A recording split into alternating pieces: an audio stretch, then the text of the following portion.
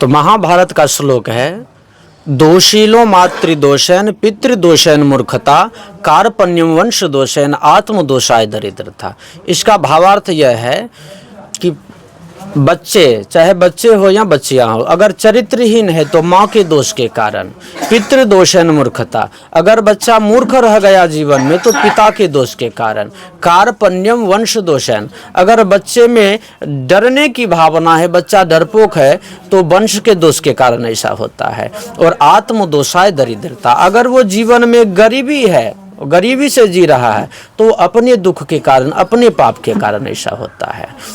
तो जीवन में संस्कार सर्वोपरि होता है। जिस व्यक्ति में संस्कार है उनके पास सब कुछ प्राप्त होता है।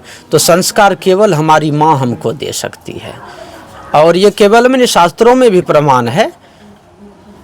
रामचरितमानस के उत्तरकांड के 127 नंबर दोहे में महादेव बोल रहे हैं, शो कुल धन्य उमा सुनो जगत पूज्य सुपनीत, श्री रघुवीर परायण जहि नर उपज विनीत। तो जिसके कुल में, जिसके गांव में, जिसके क्षेत्र में भगवान का भक्त पैदा होता है तो वो माँ धन्य हो जाती है, वो गांव धन्य हो जाता है, वो देश धन्य हो जाता है। इसलिए किसी का बालक, आपका जैसे सर का प्रश्न था कि बच्चे जो आजकल माता की बात नहीं मानते तो उसके लिए क्या, तो उस बच्चे को सही रास्ते पे लाने का कार्य एकमात्र माता कर सकती है, और उनके लिए भी निर्धारित समय होता है।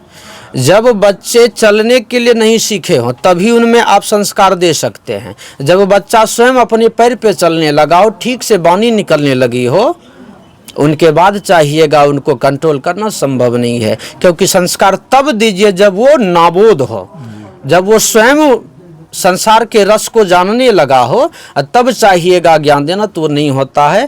ज्ञान का भी एक निर्धारित समय होता है। जब बच्चा अबोध हो तब माँ जैसा बच्चा बनाना चाहेगी वैसा बनेगा।